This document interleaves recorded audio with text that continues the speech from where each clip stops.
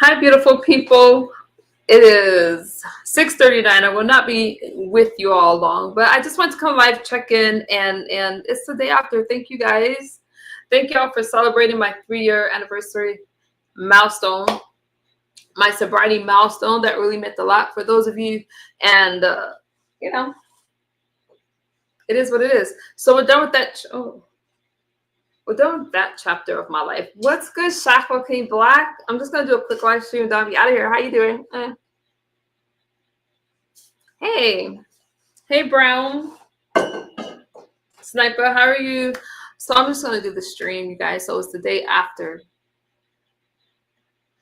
And I titled this When YouTube Beefs Attacks Your Real Life. I'll have to change that title a little bit so it's grammarly correct, if that's even a word. Thank you so much. Thank you.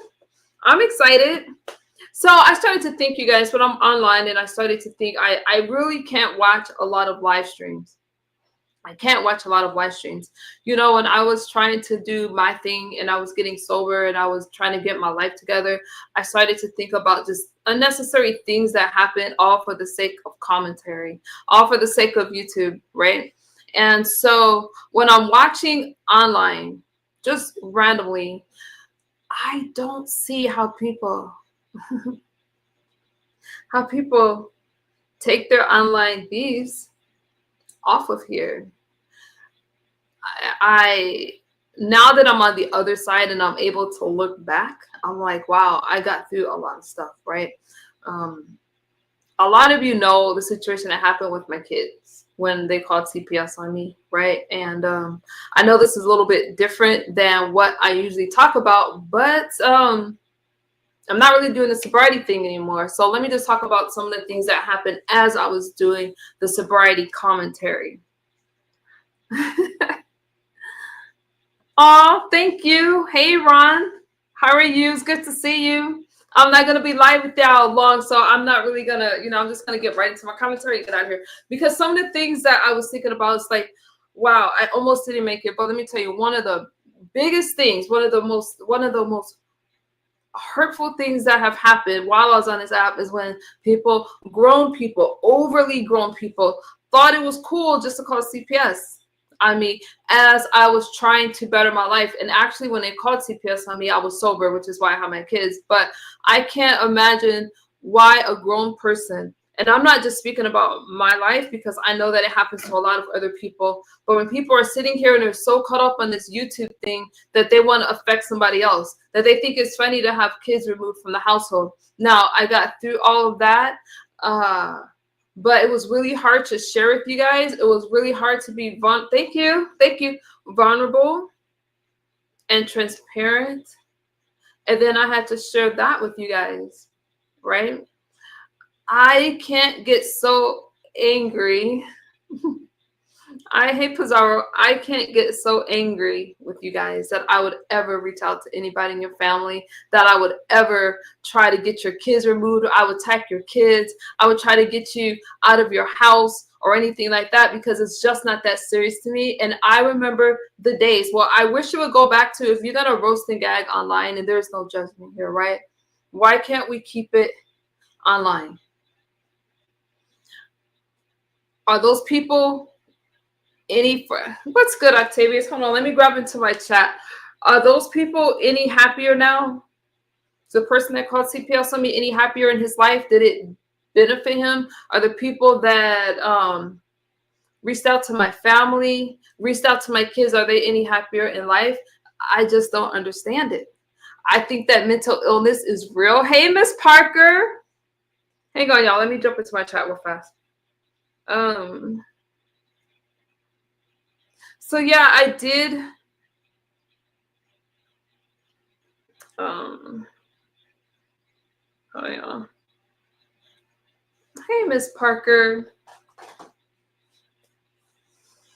And the sad thing is, when those things happen, no one cared. No one cared. I just lost what I was looking for. Hang on. Here we go. Okay, we're good. Mm. People feel as though they got power behind the keyboard. They do. Um, I really didn't go into details about what happened. I think that, but I didn't forget. I didn't forget anything from being stalked on a cruise only to come back and have everybody turn their back on me. And this is not an oh poor me. I didn't forget how people reached out to my family. I didn't forget how people were looking for my kids. I didn't forget all of it. But what I told myself is that I'm not going to bother with it. I'm going to stay to myself, and I'm going to reach my 3-year milestone, because all those things could have caused me to relapse. Okay. And all people would have done was make commentary about it. So I said, you know what? You can have it. You can have the friendships. You can have the commentary. I don't need to make money that way. But I think that people are really sorry because they prey on people when they're not in the when they're not strong. And I don't know. You're welcome, Miss Parker. Big hugs. Miss Parker, drop your link for me. Octavius, you guys drop your links for me, because I'm not going to be here long. But I appreciate all of y'all's support. I appreciate the ones that I have stayed friends with, and I appreciate the ones that that I made up with.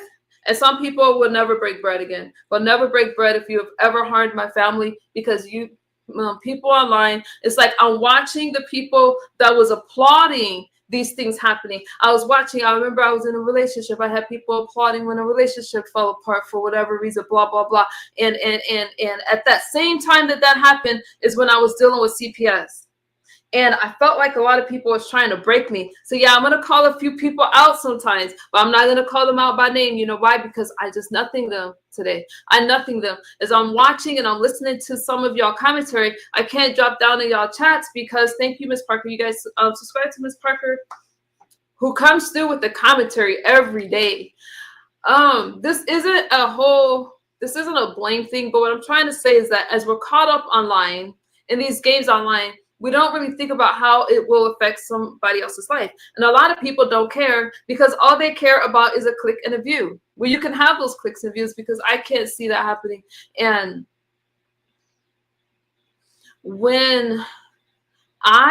hey Daniel, when I watched how many people, I'm going to take y'all back. When did that happen with the CPS thing? Wasn't it 2 years ago? Maybe. I was just sober, so it had to be about 3 years now. Did my kids deserve any of that? My kids were in a stable household. My problem is people that don't know anything about my life, they're not in my household, did that. And when I see other people talking about, well, I'm going to call CPS on you, or I'm going to get you to lose your job, or I'm going to do this, I'm going to do that. I can't tell people how to fight, but most of these people are over 30 years old. Is that Ken? Hey, Ken. Most of these people are over 30 years old. And I'm not about to attack somebody's kids. I remember when they came and I'm thinking I have to hold on to, I can't relapse. Damn sure can't relapse right now because I'm back and forth to court. And I am watching my kids' addresses, my family's addresses posted. And most people said they just wanted more. Do you have more pictures of my kids? Do you have the addresses? They put out my mom's address. They did all those things. But where are they today? Are they healthier? Are they happier? No. And when you do people like that, it really doesn't go away. I really do believe that you reap what you sow. I believe that, right? So I just want to say that it's really hard. It's hard when you're dealing with mental illness. It's hard when you're dealing with your own demons. Like I was dealing with a big demon right in front of you guys. And I was discarded by a lot of people. So today, I don't care about who all discarded me because I'm still standing and I'm still here. And I think that I did what I needed to do for myself. I stayed quiet until I was ready to talk about things, and I wanted to make sure that I was even strong enough to deal with it. But those are the things that did happen.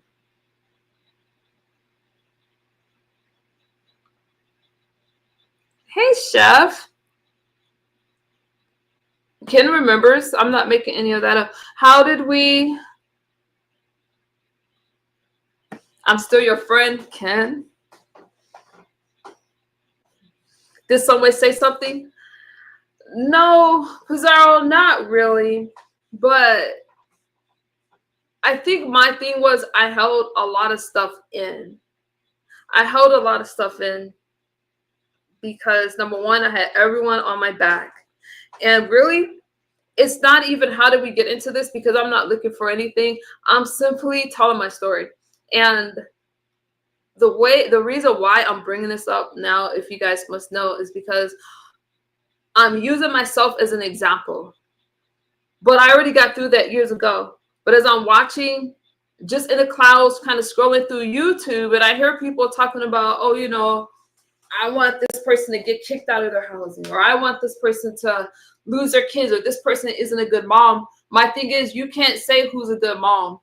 You can't say that if you're not in their house. You can't say, oh, this person doesn't deserve to be with their kids, because the last I checked, y'all don't know these people. Y'all don't know these people. Not really, unless you see that person physically abuse their child or physically neglect that child. And so many people that say that they're mandated reporters aren't mandated anything.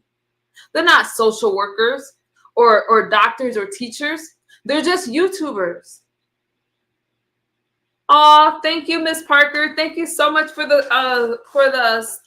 super chat. I really appreciate you, love.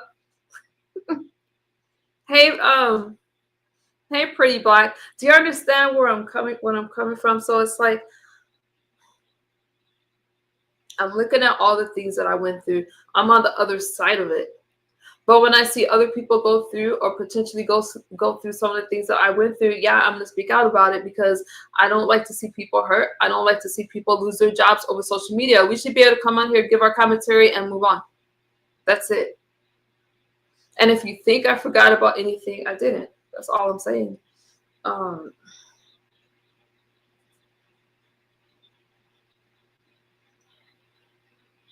not even going to get emotional on you guys, but I just, I'm really, really on the outside looking in now, looking at it from these few years.